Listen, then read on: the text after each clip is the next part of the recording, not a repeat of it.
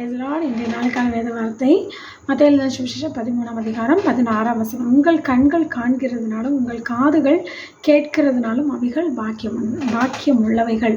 இந்த கண்களும் காதுகளும் பாக்கியம் செய்யப்பட்டிருக்கிறது. எத்தனையோ பேர் ஆண்டோடைய வார்த்தையை கேட்கணும்னு எதிர்பார்த்துருக்காங்க.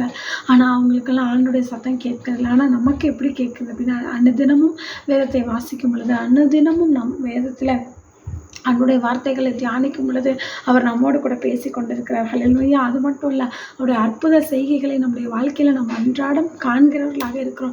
ஆகவே நம் பாக்கியவான்களாக இருக்கிறோம். நிறைய பேர் கடவுளை நீ எங்கே இருக்கன்னு சொல்லி கடவுளை எங்கெங்கேயோ போய் தேடுறாங்க. ஆனால் நாம் நம்முடைய ஆண்டவர் நம்மை தேடி வந்து அவர் நமக்கு வெளிப்படுத்தி இருக்கிறார். ஹல்லேலூயா.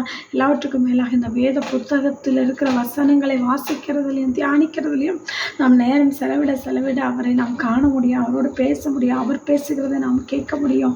ஆகவே நம் பாக்கியம் உள்ளவர்கள். ஹல்லேலூயா. உலகத்தில் ஏதேதோ நன்மைகள் வைத்திருந்தாலும் பாக்கியவான்கள்னு சொல்கிறாங்க.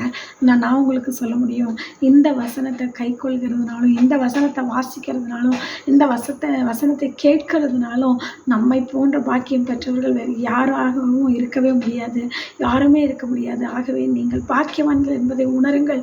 நான் பாக்கியம் பெற்றவளாக இருக்கிறேன்னு சொல்லுங்கள், நான் பாக்கியவதின்னு சொல்லுங்கள். ஹல்லேலூயா. நான் ஆண்டவருடைய பிள்ளைன்னு சொல்லுங்கள். நீங்கள் கர்த்தரை உயர்த்துங்க, கர்த்தர் உங்களை ஆசீர்வதிப்பார். ஆமென். God bless you.